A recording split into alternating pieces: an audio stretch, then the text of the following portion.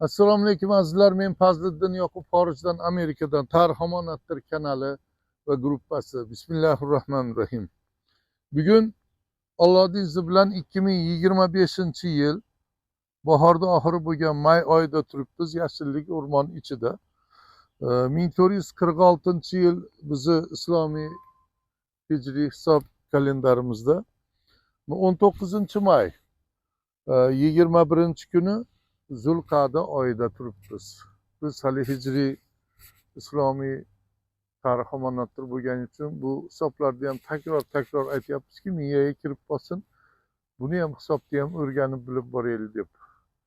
Azizlar, shu kunlar juda bir bu yil o'zi milodiyni boshlanishidan qizg'in boshlanib, saylovlar bo'lib, Amerikada mana Tramp saylanib, keyin 100 kun tahlilchilar bir kuzatib turaylik nimalarga erishadi, bergan va'dalar degan narsa boshlandi.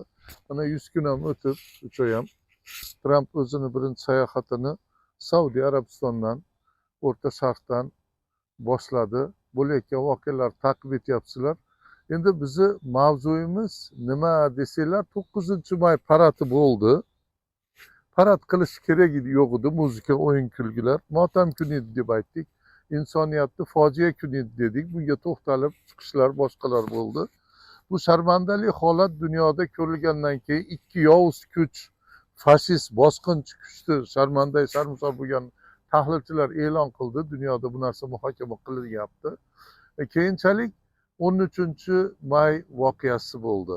13-mayda Germaniyada Bonn shahrida xorijdagi loqayd bo'lmagan, faol bo'lgan, ichi yonib kuygan xayrli insonlarimiz bir protesto miting, bir katta bir shunaqa norozilik namoyish qildiki, 20 yil bo'libdi haligacha Islom Karimov degan iyak davriga baho berilmadi. Xalq otib, pulemyotlardan qirg'inbarot qilinib, oddiy xalqni vayron qilib otib o'ldirgan mana shu Karimov tuzumi hozir ham shu tuzum ishlayapti. Mustaqillik davrida bo'ldi. Andijon voqeasi ham baho berilib, komissiya o'rganilmadi. Bu narsa qolib ketdi. 20 yildir mana bu narsa ham shunday turibdi degan mavzu bo'ldi. Mana shu mavzu bo'yicha bir Andijon fojiasini ko'rgan, kechirgan, shunda qatnashgan, tirik qolganlarni topib, xorijlarda hozir vatan qurib bir necha davlatlarda yashayapti. Shular bilan gaplashaylik, bir reportaj olib, shu nima bo'lgandi deb shuncha ma'lumotlar to'lib yotsa ham internetlarda, shuncha ofislar, Birlashgan Millatlar, qancha huquqbonlar aytgan bo'lsa ham, yana yangitdan mana tirik qolgan odamlar shohidi deb turib, bugungi yangi avlodga ko'rsataylik desak, shu narsani ham iloji bo'lmadi. Chunki insonlarning roziligi bo'lishi kerak edi. Biz siyosatdan qo'limizni qo'ltig'imizga artib, bu chekkaga chiqqanmiz. Siz o'zingiz qilavering, qilayotganlar qilaversin, qilinga hamma yo'q bor degan javobni oldik. Bo'pti dedik. Shu bilan u reportaj boshqa qolib ketdi, lekin ozgina chiqish fikrlarimiz bo'ldi. 13-maydan keyin mana bugun 18-mayda o'tkazib, 19-mayda turibmiz. Bu kunda nima bo'ldi desangiz, 18-may kuni, 19-20-may kunlari Ikkinchi dunyo urushi bo'lardi. O'sha Qrim tatar Turk dunyosining katta parchasi bo'lgan birodarlarimiz, qardoshlarimizni Qrimdan badarg'a qilish, surgun qilish, qatliam, genotsiddan ham battar bo'lgan ko'chish boshlandi. U ko'chishni o'zi xalq irodasi bilan bo'lmadi. Kreml, Moskva xudosizlar davlati Stalin boshchiligida qo'l qo'yib, o'sha NKVD degan bir tashkilotga buyurdi. Hozir ichki ishlar boshqalar deymiz, istixborot deymiz, armiya bilan kelib eshelonlar, vagonlarga joylab, bu yog'ini Uralga, bu yog'ini Qozog'iston, o'ris yurtini qancha yillari Sibiriyalarga, yana katta qismini O'zbekistonga ko'chirdi. 250 ming, 270 ming, 80 ming deb yozilyapti. Biz o'rgangan Amerikadagi ma'lumotlarda 500 million inson o'sha yerdan, undan ham oshiqroq inson ko'chirilgan ekan. Bundan 100 mingdan ortig'i urushlarda shu yovuzlik imperiyasi bo'lgan SSR davlatini himoya qilish uchun Gitler fashistlar Germaniyasiga qarshi jang qilayotgan ekan. Qancha tankistlar, qancha qahramonlar, qancha uchuvchilar, boshqalar qatnashib bu ishlar bo'lgan ekan.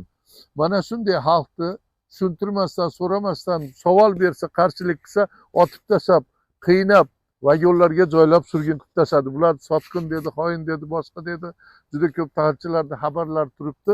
Yana bundan tashqari bo'lgan voqea bularni yo'llarda haligi vagonga, eshelonga shunday bir iflos, kir yuk vagonlariga, eshelonlarga joylaganda odamlarni o'tinni taxlagandek, g'ishtni taxlagandek shunday taxlab solgan. Bola, xotin, qari, katta, kichik demay, qiy-chuv boshqaga quloq solmagan.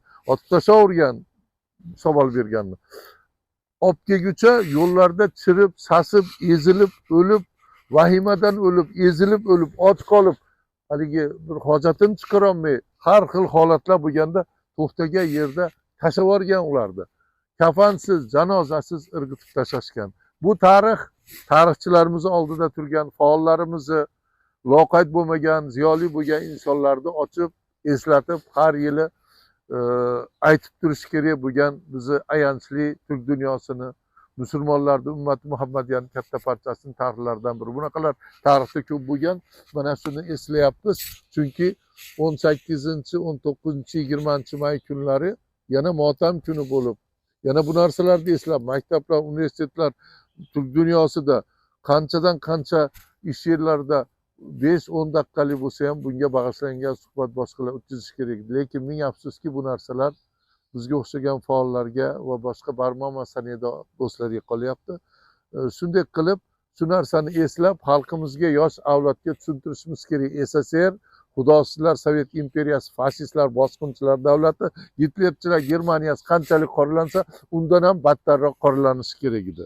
Endi bundan tashqari bo'ladigan ishlarni yana gapiradigan bo'lsak, bu yil ajoyib alloma Abduvali Qorakani 30 yil bo'larkan o'g'irlab ketilganiga. Haqiqiy xolis dinimizni Alloh qanday desa shunday insoniyatga yetkazish uchun bizni mintaqamizda javlon urib xizmat qilgan bir alloma, buyuk olim Abduvali Qoraka 30 yil bo'libdi. Shu Islom Karimov degan mustaqillik vaqtidan keyin birinchi prezident unaqamiz bunaqamiz deb maqtovlar qilishadi. Mana shu zolim o'zbek va islom dushmani bo'lgan Iyak Karimovni davrida o'g'irlanganlar, zulm ko'rganlar tiqilib yotibdi. Baho berilmadi. Lekin bilib qo'yinglar, haqiqiy tarixni Abduvali Qorakani o'g'irlatib o'ldirib yuborishganmi, nima qilishganimiz hozirgacha qabri ham, o'ligi, tirigi to'g'risida ma'lumot yo'q. Bu to'g'risida alohida bir video qilamiz degan orzulardamiz. Undan tashqari endi oxirgi mavzuyimiz shu Mubashshir Ahmad hazratlariga kelyapti. Mubashshir Ahmad kim desangiz, hozirgi davrimizda Abduvali Qoraka darajasidagi juda katta olim odam. Endi balki Abduvali Qorakani baland qo'yishar boshqalar. Juda ko'p xalqimiz, millatimiz, dinimiz, hukumat, davlat, ta'lim, boshqa sohalarda katta bir xizmatlar qilib, o'z yo'nalishida xalqimizga tanilgan ulamo. Hech qanaqa bir yomon yo'llarda yurib turmagan, har xil bir salbiy holatdagi jamoat deydimi, tashkilot, partiya, siyosiy guruhlarga qo'shilmagan, o'zi bir xalqi, millati, vatani, diniga sodiq bo'lib turib, ham diniy, ham dunyoviy, siyosiy va iqtisodiy boshqa mavzularda tavsiyalarni berib kelayotgan bir olim odam edi. Xorijda, Turkiyada ma'lum bir sabablar bilan o'sha ishlarni davom ettirib kelayotgan bir vaqtda olib ketildi va hozirgi kungacha mana 10 kun bo'lyapti, darak yo'q. O'zbekistondaligi aniqlandi, ichki ishlardan bayonot berildi. Erkin matbuot chiqishlarini qilayotgan blogerlar, jurnalistlar, qancha bir ommaviy axborotdagi faollarimiz tomonidan, o'zini shogirdlar tomonidan xabarlar berilyapti-yu, lekin hozirgi kungacha u odamning sog'lig'i to'g'risida, qaysi yerda saqlayotganligi to'g'risida tergov qanaqa olib borilyapti, advokatiga ham, yaqinlari, oila, bola chaqa hech biriga bironta bir ma'lumot berilmadi, berilmayapti. Yana undan tashqari shunaqa bir davrki, o'sha Abduvali akani o'g'irlab ketgandan ham battar bir terroristik haligi qatliam qiladigan, o'sha 37-yillar deganda Stalin davridan ham battar bir narsani hidi kelyapti deb hamma yozyapti. Haqiqatdan ham shunday bo'lishi mumkin. Biz eshitganlarimizni aytyapmiz. Endi bugungi tuzum, bugungi parlament, senat, prezident boshqalari biladi, bironta g'ayratli mard chiqib turib, mana bunday ahvol deb hukumatni, davlatni, vatanni tarafini olib, mavqeini saqlab, Dunyo arenasida bu sharmanda bo'lmaylik deb chiqqan bironta rahbarni ko'rmadik. Mubashshir Ahmad mana bu yerda bunday tergov qilyapti, manaqa deb xalqni tinchlantirish uchun bu diktatura bo'lgan sistem rejimda shunaqa bo'ladi. Prezident ham biladi, senat ham biladi, parlament, hokim, ministr, ichki ishlar, DXX hammasi biladi, lekin xabar berishmayapti. Bular qanaqa tuzum, qanaqa mafkurada bilmaymiz. Bu mafkurasi yo'q dunyoda. Sharmandalik, qo'rqinchli zulm saltanati desa mana shudir degan axborotlarni beryapti vatandan kelganlar. Oddiy insondan biznesmen, muxolifatchi, dindor demokratigacha qochib chiqayotgan, xorijlarda qolib ketganlar shu fikrlarni beryapti. Biz 30-40 yil vatanda bo'lmadik, shuning uchun ulardan bir narsalarni, fikrlarni o'rganib, ko'rganingizni ayting, reportaj qilamiz, rasmingizni olamiz, atingizni aytamiz deb turib, o'rganib turib, manaqa chiqishlarimizda qo'shimcha qilib, shu manba deb aytyapmiz. Endi shunday bo'lgandan keyin azizlar, tahlilchilar juda ko'p. İnternet bugun kuchaygan vaqt vatan ichida ham nihoyat darajada vatandagi zulmni, haqsizlik, qonunbuzarliklarni yoritayotgan bir blogerlarimiz, jurnalistlarimiz, faollarimiz bor. Ularga bosqilar bo'lsa, qolmasa, otsa, chopsa, o'ldirsa, ishdan haydasa, qancha sharmandali ig'vo tuhmatlarni O'zbekiston hukumati, ichki ishlari, DXXsi, sud, prokuratura tergovchilari qilayotgan bo'lsa ham, lekin yana yangi nasllar chiqyapti.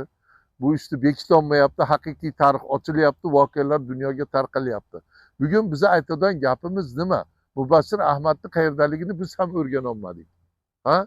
Hozirgi kungacha hech qanaqa O'zbekistonda, lekin qayerda, qanday tergov qilinyapti, sog'lig'i, kasalligi hammasi to'g'risida ma'lumotlar yo'q. Biz aytadigan gap shuki, tahlilchilarning fikrlarini aytamiz. Biz ham bir ikki dona tahlilchilarga ko'zimiz tushdi, bosh bo'ldi. Aytishyaptiki, G'azo Falastin mavzusida ochiq bir erkin, sog'lom fikrlarni bildirib, to'g'ri fikrlar bildirganligi uchun bu kimlargadir yoqmadi. O'shalarni hukmronligi bosqichi O'zbekistonga bo'lib olib ketildi. Buni o'ldirib, endi yo'qotib qolmadi, boshqa qo'radi degan gap bu aytyapti. Bu bizning fikrimiz emas. Yana boshqalar aytyaptiki, yo'q, buni hukumat foydalanish uchun bironta ulamo, boshqa bir xalqni ergashtirib, o'zlarini yo'lda sovutib, qo'llanib turish uchun kelishyapti dedi. Yana shunga o'xshash bir qator fikrlar bor. Ba'zilar o'ldirib yuborishdi, o'ldi, kaltaklandi degan xabarlar ham tarqayapti.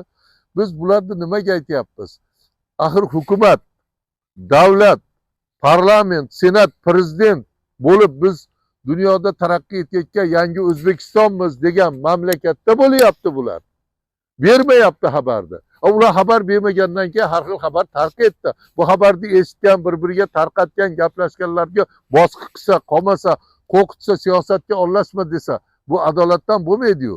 Bular qanaqa tuzum, o'zini qanaqa tuzumligini e'lon qilgandan keyin o'sha qonuniyatlarga, o'sha o'zlari tanlagan mafkuraga, konstitutsiya, qonunlarga o'zlari bo'ysunsin.